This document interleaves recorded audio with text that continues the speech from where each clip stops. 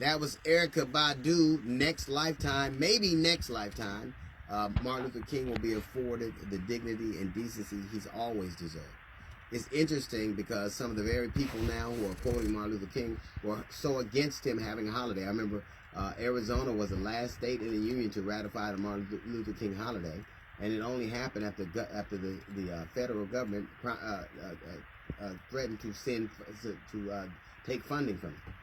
And that's crazy to me because whether you like Martin Luther King or not, that's a day off. Like for a 4-day weekend, black people celebrate Klan Day. You know how much you hate somebody when you don't even want time and a half? And it's pretty interesting that on the same day that some of the people were quoting Martin Luther King with a snide look on their face, talking about praising his nonviolent approach, they were also maligning Colin Kaepernick's nonviolent protests. So it's inconsistent that you would praise Martin Luther King for doing exactly what Colin Kaepernick was doing, with having an objection to the way people are treated and raising it in a nonviolent fashion. And much like they assassinated Martin Luther King physically, they assassinated his chances at employment. Also, what was interesting on the day Martin Luther King was praising one of our greatest lights is that you had hordes of armed, masked white men walking around Richmond, Virginia, basically with automatic weapons. On a day we're praising a man who was nonviolent. Nothing is the antithesis of nonviolence more so than an automatic weapon. It's interesting that you can get hordes of masked white men walking around fully armed, but black people can't ride 4 deep with a taillight out and not get stopped.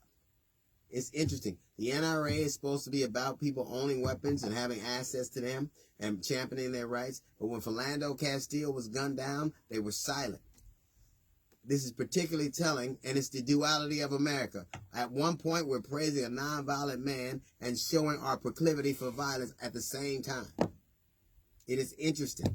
Martin Luther King had a dream on the very day some people were deciding to make people duck. That is the duality of America. We say one thing and are completely different. We say one thing and demonstrate another capacity. At the same time, we're praising a nonviolent man. We want access to lethality that we've never seen before. Those men all together had the capacity to kill lots of people. Martin Luther King was about nonviolence. Automatic weapons about killing as many people as fast as possible and as expeditiously as possible. But that is the duality of America. We say one thing and do another. We have this thing where we don't quite get who we are. It's like when you are growing up. Have you ever heard yourself on an audio recording and it doesn't sound like you? Because you hear yourself from the inside out. Everybody else hears you from the outside in. That's America. We say one thing and do another, and all with a straight face. That's a little note from the GED section. We got the Jazz Report coming up in 15 minutes. It's the D.L. Hughley Show.